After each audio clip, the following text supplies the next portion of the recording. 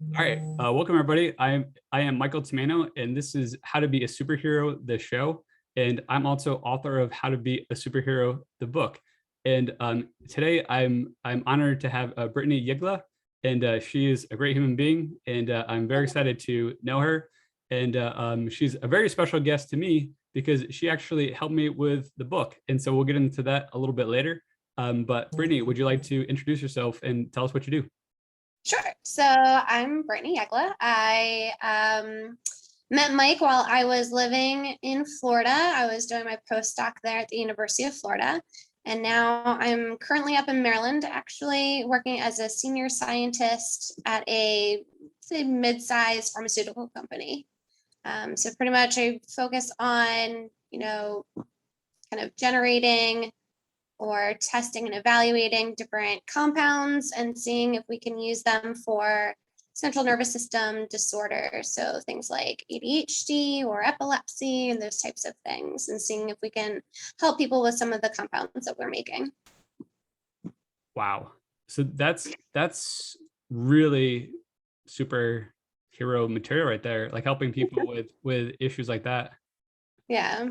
Yeah, I mean that was always what I wanted to do when I got my PhD was to have something to give back. That's awesome. And so I remember you doing some really exciting stuff too when you were in Gainesville, I think related to aging. Yeah, so pretty much all of my graduate and postdoctoral work has always been focused on aging. So whether it's Alzheimer's disease, which is more what I focused on for grad school, versus for my postdoc, it was all focused on normal aging. So pretty much natural cognitive decline or resilience to that decline as we get older. So I guess since we're talking about all that, before we get into your superpowers, I think that you have some great tips that I actually put in the book. I made sure each one was in there. Some great tips for our budding superheroes.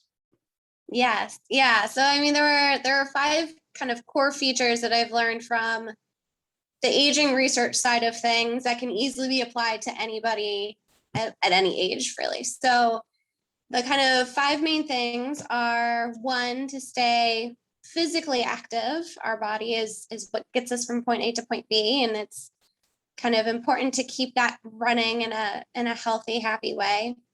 Two is to kind of keep our minds active. So learning new things and engaging with either different cultures or different people and learning new things on a regular basis.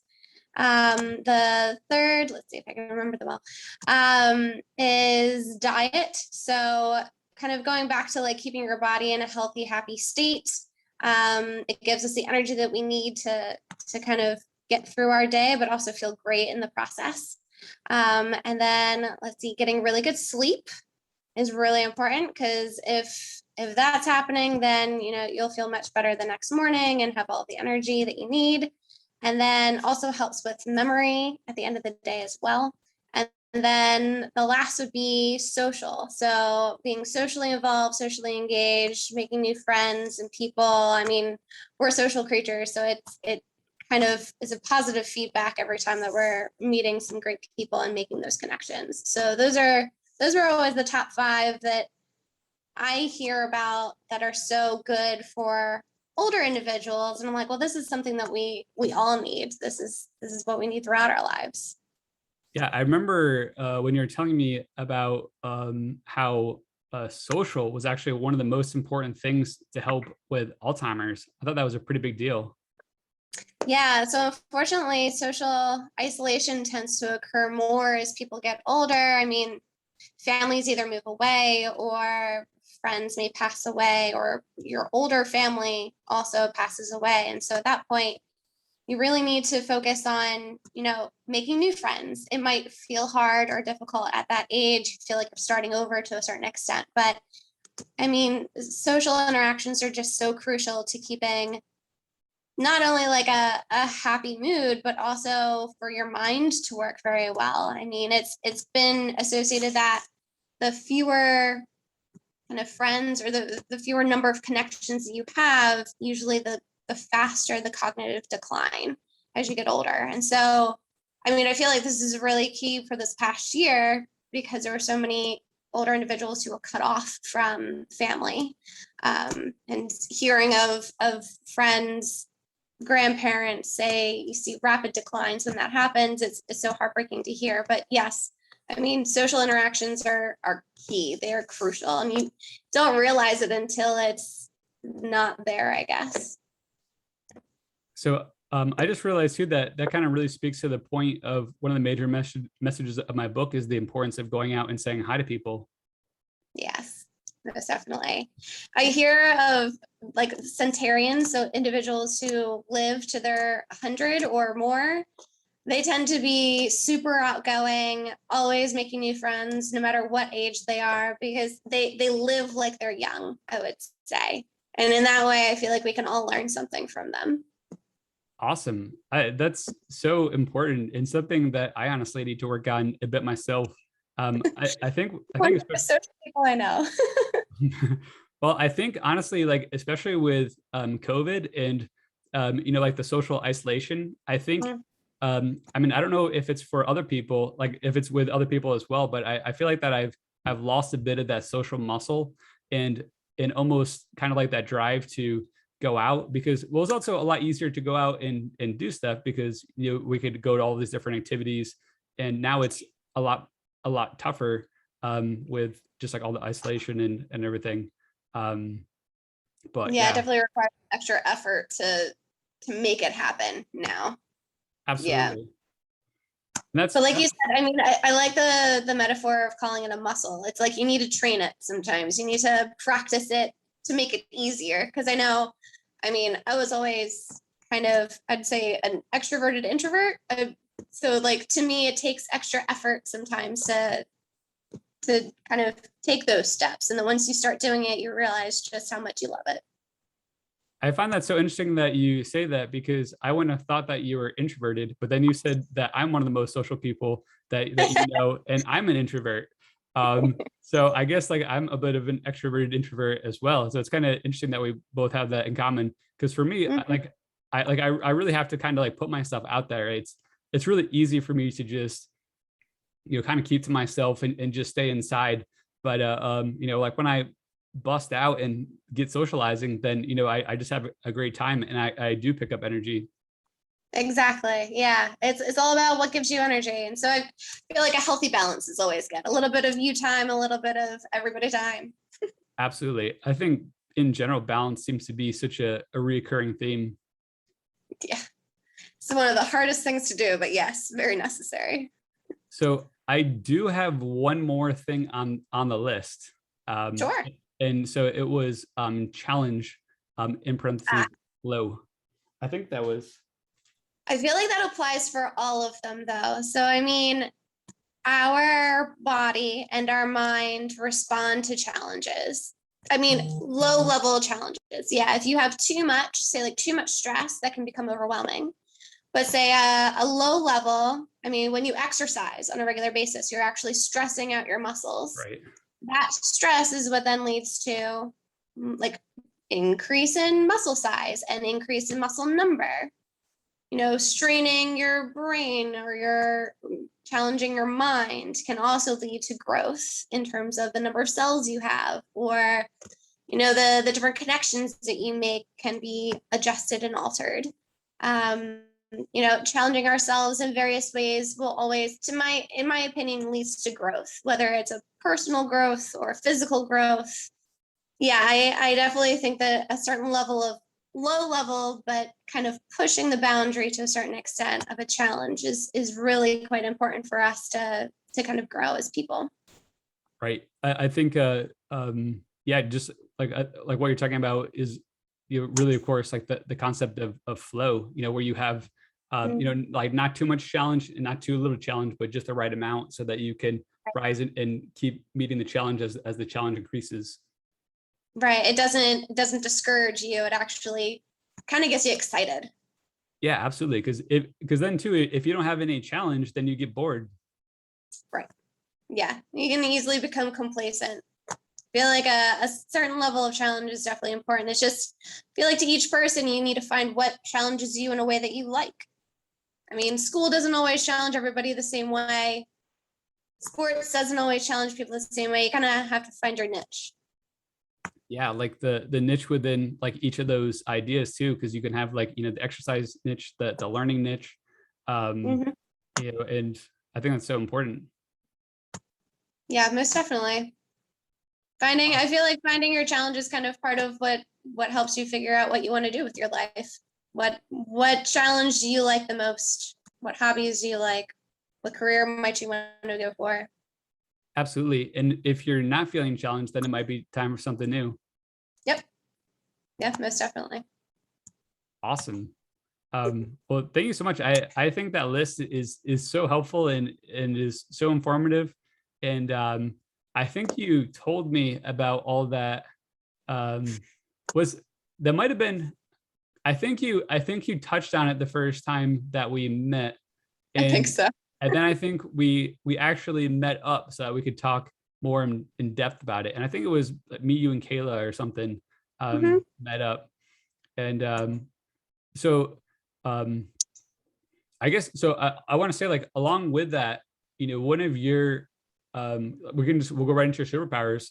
Um, I think one of your biggest superpowers is, I'm not sure like the best way to word it, but like it's almost like support and encouragement and like it's almost like a teaching role. Like you really went out of your way to you know, teach me and Kayla about all these different ideas. Um, and also when I was writing my book and I just had it in draft form and just, you know, it's just paper. Actually, I think I just had it in my phone when when we all Yeah. met up. But so Brittney actually met up at a local cafe near us so that I could read my book to her and a bunch of other people.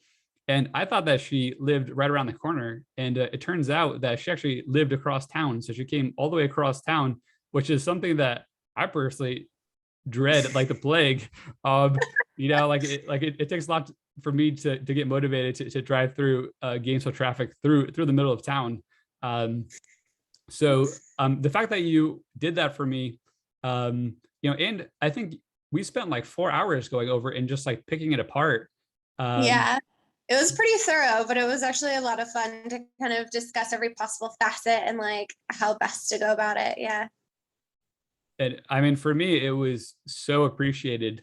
And you know, you're definitely a superhero to me, and hopefully it's rewarding to you to know that the book is getting so far out in the world.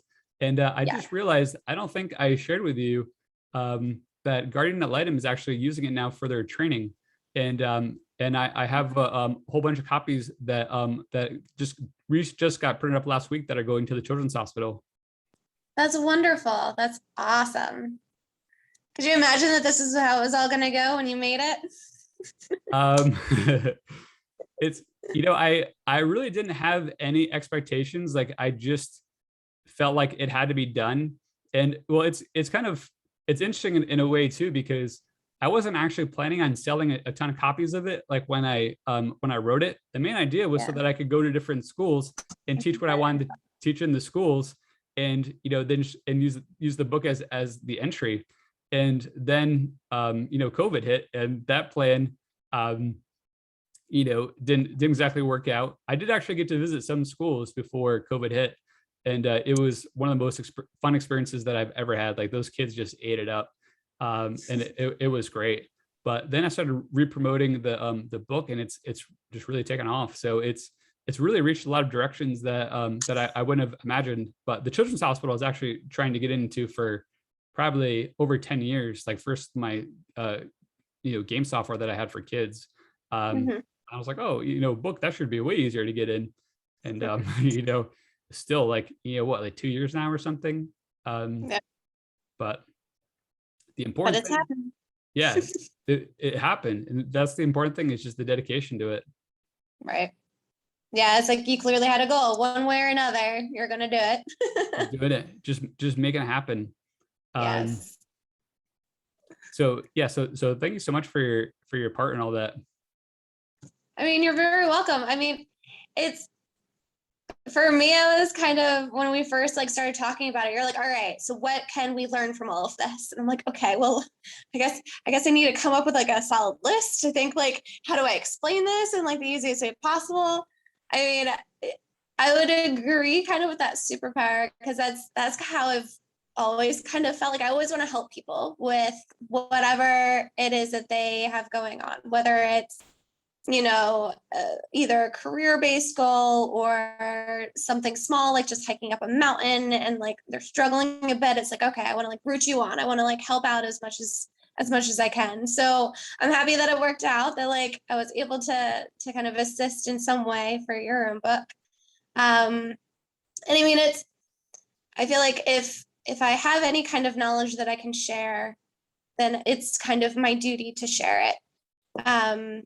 Whether it's been, so I have like taught a few classes, I guess, technically for undergraduates. And that was such a rewarding experience. And I was like, all right, I could probably do this if I wanted to.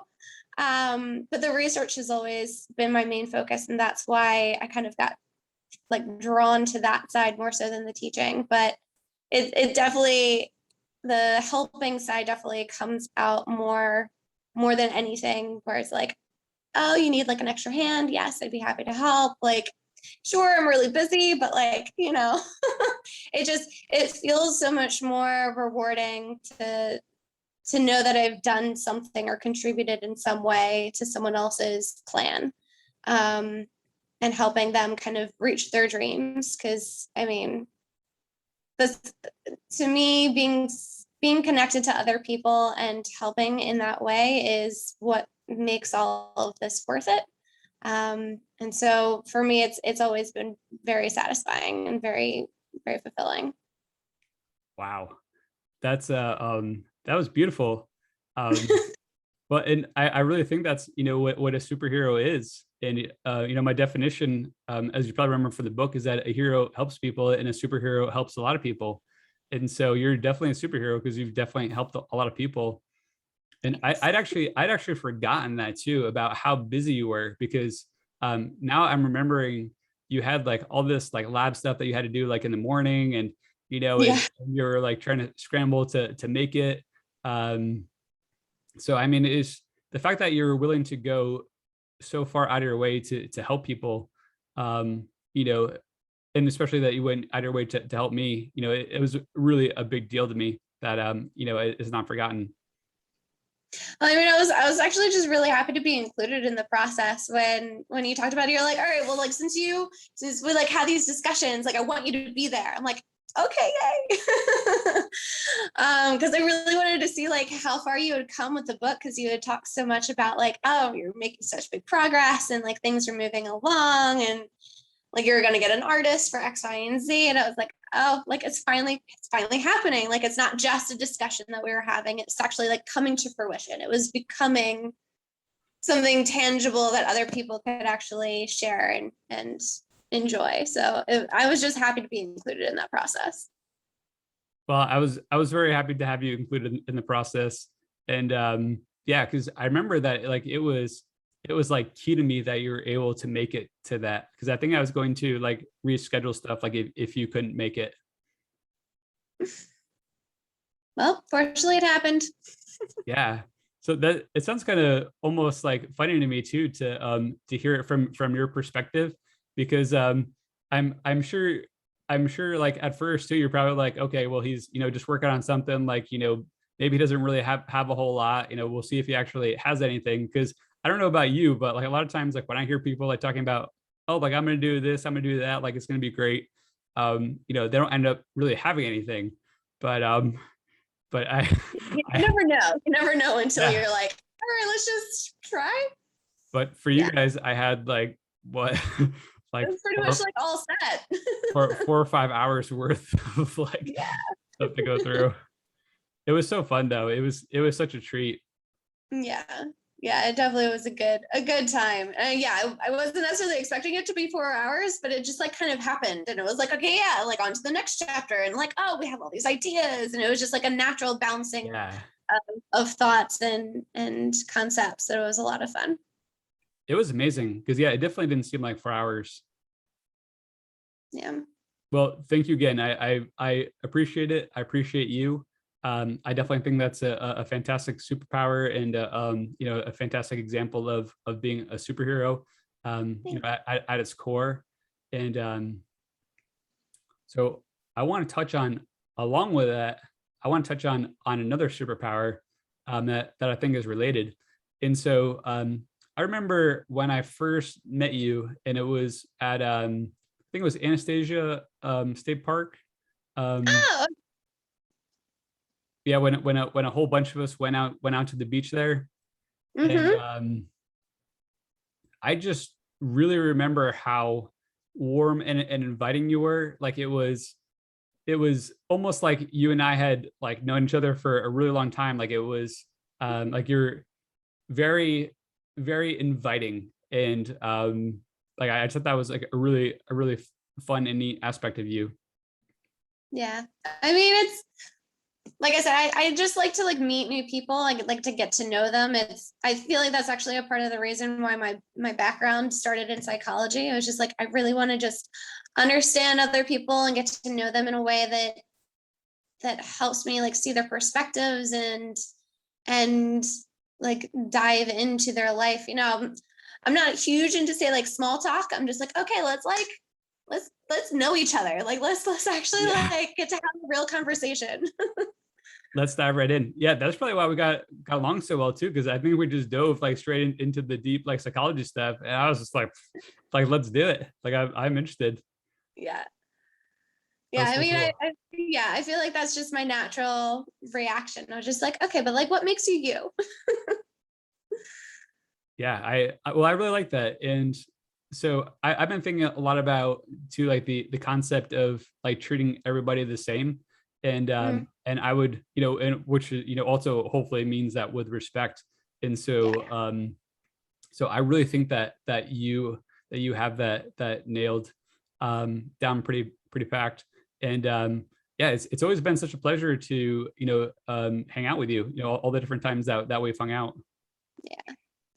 Yeah. I mean, I feel like it's nice to kind of go into it with a blank slate of being like, okay, even if this person is having like a bad day, like I don't try to judge it as like, all right, you're just like being a pain.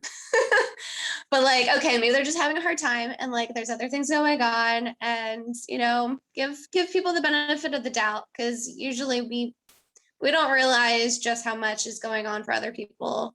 I mean, we have our own stuff, other people have their own stuff. So kind of just giving people space to breathe sometimes is what they need. Absolutely. I completely agree. And I think that's so fantastic. And really just realizing too that if someone's, not being good to you, like it's not because of you, it's because of something that they're dealing with. Yeah.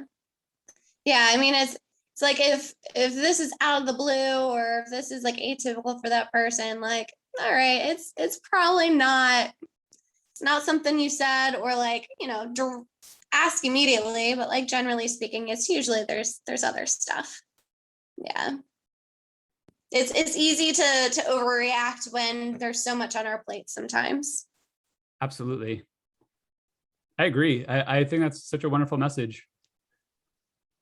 Um, Yeah. yeah. So Just sorry, go ahead. no, go for it.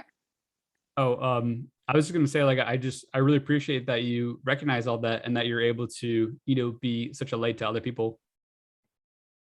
I mean, it's like there's certain people in my life that have kind of changed the way that I see things and how I've interacted with others because of it. And it's just those certain experiences where people are so either forgiving or open-minded or loving that just I kind of carry with me from now on. Because if they can do it, knowing that like, they go through their own stuff and things weren't always easy, and seeing that they can overcome that and then still be good to everyone else around them, it's really heartening to see. And you're like, okay, I can be a little bit more like them. Well, I think that's a superpower too, to recognize that and to pick it up. And I would say that's even that goes along the lines of what you're talking about with, with the growing, and the desire to grow. Yeah, I mean, it's one of those things where I don't know. I've always grown up in a family that like to push you, to challenge you, and so for me, it's been instilled in me from a very young age to kind of keep learning and keep pushing yourself. I mean, summer breaks were not summer breaks for me. My parents were very much like, okay, you're gonna train, you're gonna do like math, and we're gonna do all these other things, and there is no break, and just keep going. I'm like, okay. And I guess like as I got older, it was something that I very much appreciated, because I was like, all right, like I feel really comfortable with all these things. I can, then help other people who are struggling in that same area. And then at this point, it's like, okay, well, especially with like COVID, I was like, all right, well, what can I do with all this free time? Like, since I'm not going out and meeting people, I was like, what can I do just to like challenge my mind or challenge myself physically? And I think that it's always important to kind of keep that in mind, but also kind of, for me, as I've gotten older, I feel like my goals have shifted. It's like as a career takes you, you kind of ride with it. And then it's nice to kind of tap back into those initial dreams that you had when you were a kid, of like what it meant to be a grown up, but like what you really wanted to do with your time. Like, okay, like I wanted to, granted, make a lot of money, but to actually like give it back to people and like donate money to others. And I'm not like, okay, I now have an adult job that like I finally can get like paid decently at this point because I'm no longer in grad school. But it's like, okay, let me remember that, and then like keep that in mind and try and save, or like try and donate some of my money to like go towards that. And so, I mean, it's one of those things where it's nice to kind of tap back into that childhood dream or desires that you have that you've kind of forgotten as you've gotten older, because things have gotten busy and there have been other goals that have kind of taken over. I really like that you, when COVID hit, that you found different ways to challenge yourself. Yeah, I was trying to learn a new language. I was just taking like online courses to learn about like the Arctic and environmental actions. Trying to learn German. Let's see what else. Just like reading more at that point, because for me, I read so much for work that I've kind of shifted away from all of the reading for leisure and for fun. And so it's like, oh yeah, like let me get back into that. Like I actually enjoyed this when I was younger. Like let me actually make time for it again. That's so cool. I love that so much. That's so inspiring. Yeah. What did you end up doing? Did you take on any extra challenge when you were in COVID? Kind of yes and kind of no. I actually spent the majority of my time outside at One Love underneath the tree. And Nice. so I spend a lot of the time. So I guess the answer is yes. I spend a lot of time like listening to audiobooks under that tree. And the real focus of it was working on myself. And so I was doing like tons of just listening to books on philosophy, psychology, anything that I could really get my hands on.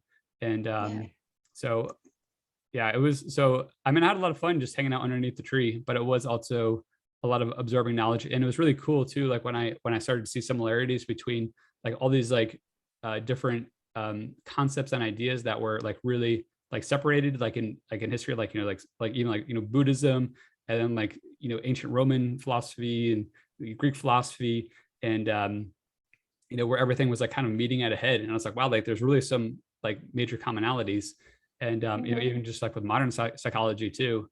And so it was pretty cool. But yeah, that was most of my COVID experience.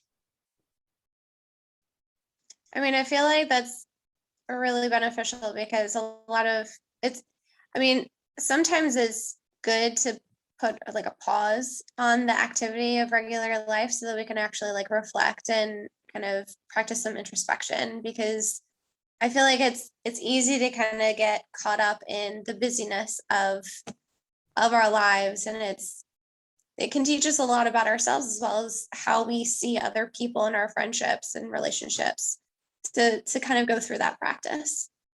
It was the most fun I'd had in a really long time. Like just getting out and, being with nature, just chilling under the tree and, just looking out at all the nature and not really having a worry about work and anything. I mean, I was fortunate to be able to do that.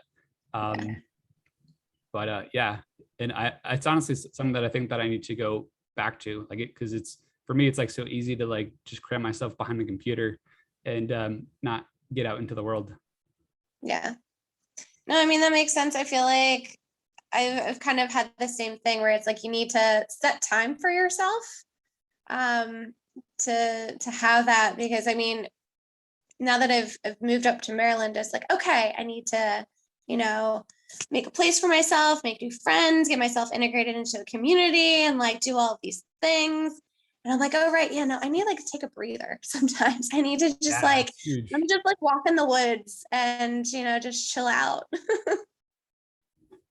All right. Awesome. So before we head off, I have two questions for you. Okay. What do you think my superpowers are? I mean, I would say your positivity. You are like, you always exude such like happiness and energy, and I feel like the way that you interact with people, you see their positives, which kind of fits very well with all of these discussions where you're telling people what their superpowers are, because it's like you see that in other people. You pick out very clearly what their strengths are. You let them know, which is always like such an amazing feeling, to be like, oh yeah, someone actually sees like these really good things in me. So I say, if anything, you are like amazing in terms of like, yes, positivity, but like maybe you are like the superpower like savant. You just see these things in other people and like can tap into it and bring it out in them more. Awesome. So I've actually been really waiting for someone to say that, because no one has said that yet. Yeah, I mean, it's like